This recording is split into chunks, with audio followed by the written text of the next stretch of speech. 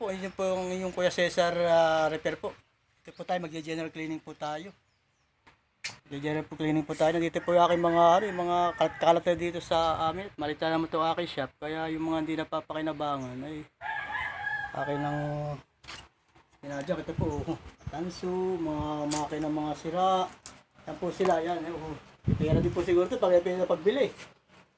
Masikip lang, malit lang po naman itong aking shop, malit lang. Meron pa nga po rito sa gilid, hindi ko po muna ano yun ito. Yan po, mga pyesa, mga electric pan po yung mga yan. Ayan o, ito lang po muna ang aking inuna. Yan lang po muna ang inuna ko. Ay, nakakalat po rito, baka ahasin na tayo rito ay. Sigurado po na malinis muna. Para malinis ay, magulo na. Magulo itong aking shop at malit lang ay. Ito po mga pagbibili. Ito mga yan, ayan. Marami rin po yung mga yan. Ito pong mga ito, wala na po ito, mga ano ito, putol mga masunod na ito, mga makina ito. Wala na yung mga yan. Ito mga ito, wala na po yung mga yan. Mga sinari mga makina na yan.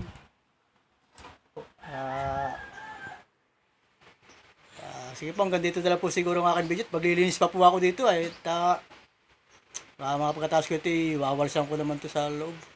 Sige po, magandang tanghali po sa inyo siguro. Magandang tanghali po. Bye-bye po, bye-bye.